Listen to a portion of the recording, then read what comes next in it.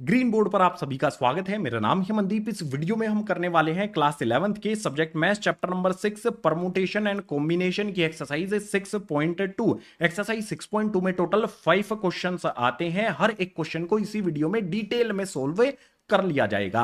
Exercise 6.2 के अलावा इस चैप्टर की जो भी अदर वीडियोस हैं, इंट्रोडक्शन वाली वीडियो या फिर अदर एक्सरसाइज वाली वीडियोस, सभी के लिंक आपको नीचे डिस्क्रिप्शन बॉक्स में प्रोवाइड किए गए हैं। सभी को देख लेना है और अच्छी तरह से समझ लेना है। सो इस वीडियो में शुरू कर देते हैं बिना किसी देरी के नेक्स्ट पेज से एक्सरसाइज 6.2। क्लास 11th की एक्सरसाइज 6.2 के सबसे पहले क्वेश्चन में कहा गया है इवेल्युएट। जो भी हमें यहाँ पर 8 फैक्टोरियल दिया गया है या फिर 4 फैक्टोरियल माइनस 3 फैक्टोरियल दिया गया है, इनकी वैल्यू हमें फाइंड करनी है। भाई 8 फैक्टोरियल का मतलब क्या होता है? 8 फैक्टोरियल का मतलब होता है कि भाई हमारा 8 आ जाएगा, उसके बाद हमारा 7 मल्टीप्लाई में 6 इंटू में यहाँ पर 5 इंटू 4 इंटू 3 इंटू 2 इंटू में 1 ये आ जाता है। इन सभी को मल्टीप्लाई आपने जस्ट कर देना है, आंसर आपको मिल जाएगा। 8 फैक्टोरियल का मल्टीप्लाई करने पर कितना आना चाहिए? 40,320 अगर आपने फाइंड किया है तो आपका आंसर हो जाएगा बिल्कुल सही, यानी कि 8 फैक्टोरियल की वैल्यू यहां पर हमने फाइंड कर ली है। आगे आएंगे सेकंड वाले पार्ट पर। इसमें है 4 फैक्टोरियल माइनस में 3 फैक्टोरियल।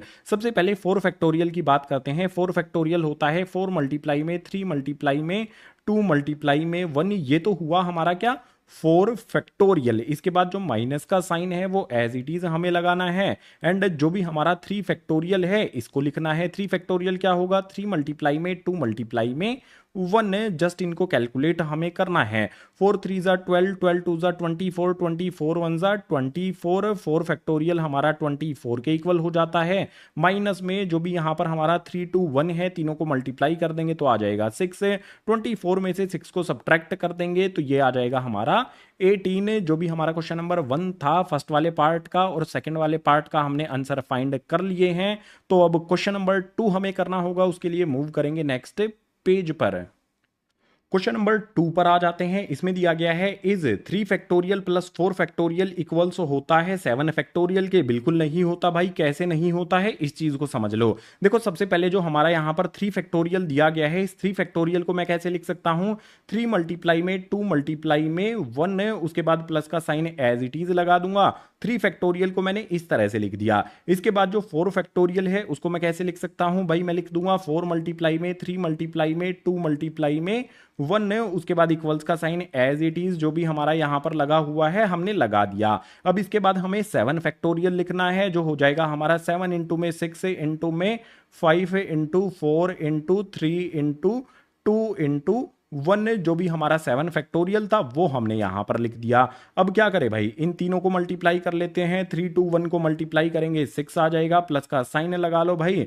4 3 2 1 को मल्टीप्लाई करेंगे तो ये आ जाएगा हमारा 24, इक्वल्स का साइन एज इट इज। 7 6 5 4 3 2 1 इनको मल्टीप्लाई करेंगे तो ये आ जाएगा 5040। अब आप मुझे कहीं से भी बताओ, 6 + 24 करने पर हमारा 30 आया है, क्या ये इक्वल हो जाएगा हमारा 5040 के? कहीं से भी इक्वल आपको दिखाई दे रहे हैं ये दोनों वैल्यूज?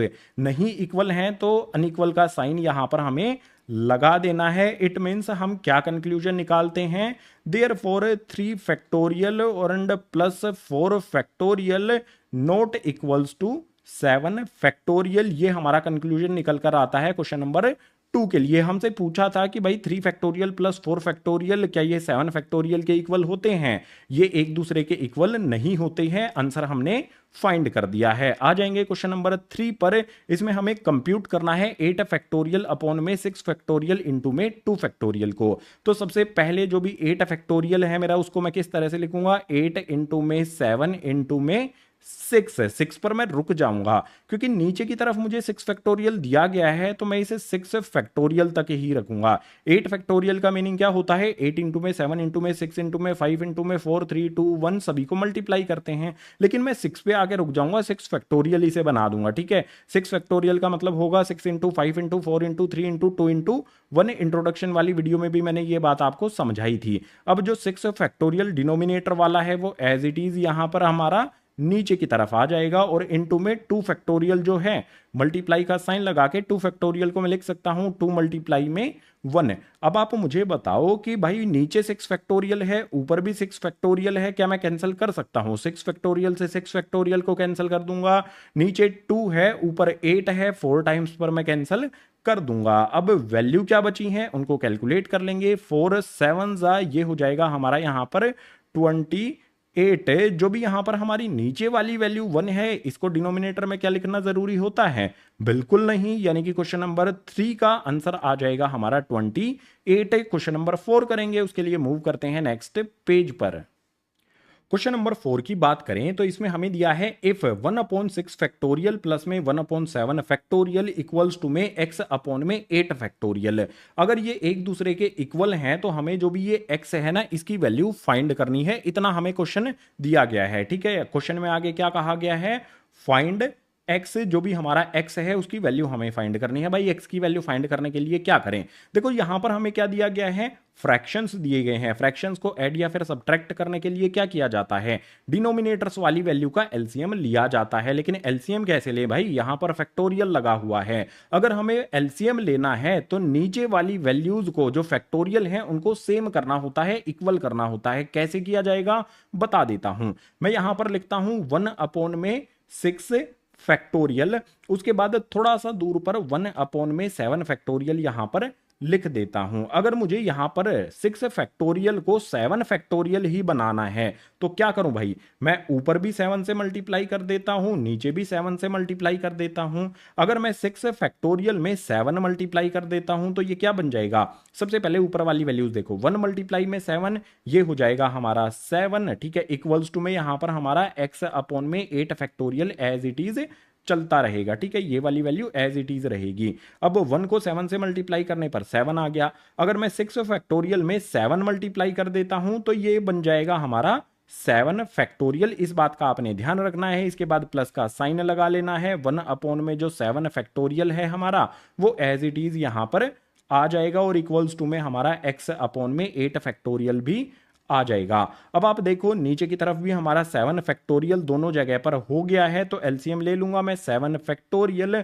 ऊपर वाली वैल्यूज में कोई भी चेंज नहीं आएगा। 7 प्लस में 1 जो हमारी वैल्यू है वो एज इट इज 7 + 1 हो जाएगी और इक्वल्स टू में हमारा x अपॉन में 8 फैक्टोरियल आ जाएगा। 7 + 1 अगर हम करेंगे तो ये हो जाएगा हमारा 8। उसके बाद डिनोमिनेटर में हमारा 7 factorial as it is equals का साइन लगा करके हमारा x आ जाएगा।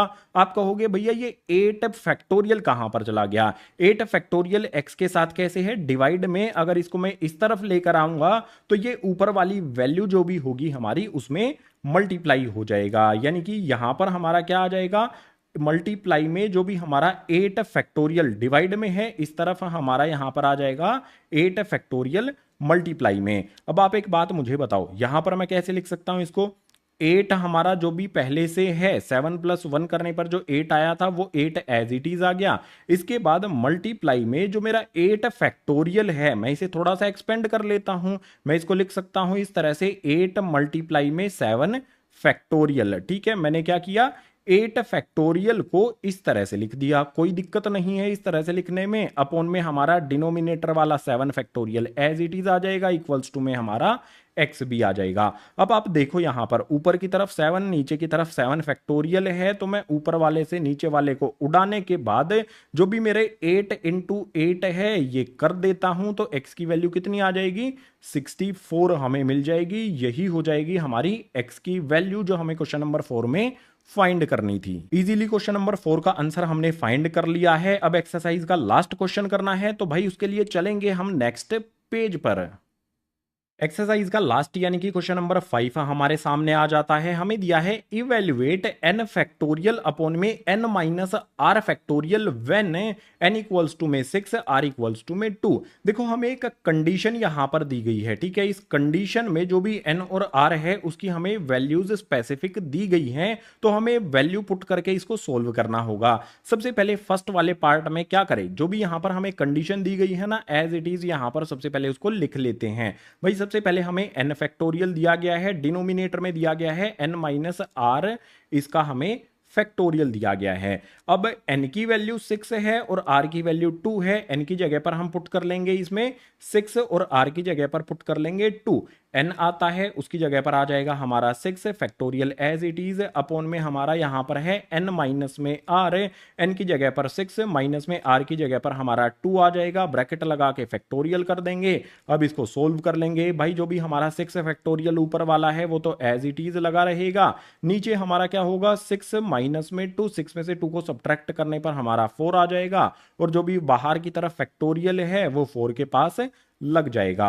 अब मैं क्या करूं भाई, जो भी मेरा 6 फैक्टोरियल है मैं उसको किस तरह से लिख सकता हूं, 6 इंटू में 5 इंटू में 4 फैक्टोरियल, इस तरह से मैं लिख सकता हूं और डिनोमिनेटर में 4 फैक्टोरियल मेरा एज इट इज आ जाएगा। आप देखो ऊपर वाले 4 फैक्टोरियल से नीचे वाला 4 फैक्टोरियल कैंसिल करने के बाद वैल्यूज कौन सी बची हैं, 6 इंटू में 5, ये हो जाएगा हमारा 30, यानी कि फर्स्ट वाले पार्ट का हमारा आंसर यहां पर हमने फाइंड कर लिया। इसी तरह से सेकंड वाले को सोल्व कर लो भाई, जो भी कंडीशन हमें दी गई है सबसे पहले तो उसको यहां पर एज इट इज लिख लो। हमें दिया गया है n फैक्टोरियल अपॉन में यहां पर आ जाएगा n माइनस में r फैक्टोरियल।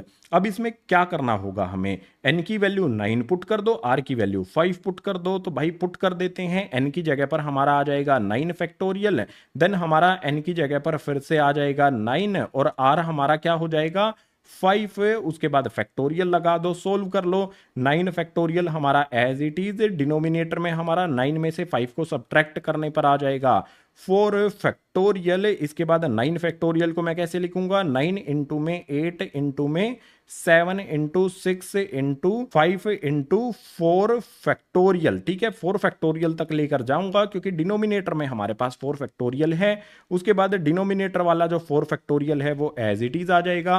भाई ऊपर वाले 4 फैक्टोरियल से नीचे वाला 4 फैक्टोरियल कैंसिल करके जो भी वैल्यू है 9, 8, 7, 6, 5 है, इन सभी को मल्टीप्लाई करके आंसर लिख देंगे। आंसर आ जाएगा आपका 15,120।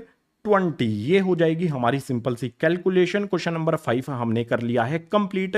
उम्मीद करूंगा सभी के सभी क्वेश्चन आपको समझ आए होंगे। अगर आए हैं तो वीडियो को लाइक करना है और अपने क्लासमेट्स के साथ शेयर जरूर कर देना है। जितने भी नए स्टूडेंट्स आते हैं चैनल को सब्सक्राइब कर लेना, क्योंकि क्लास 11th और 12th की एजुकेशनल वीडियोज इसी तरह से चैनल पर आती रहेंगी। सो इस वीडियो में इतना ही, मिलूंगा आपसे इसी तरह की नेक्स्ट एजुकेशनल वीडियो में।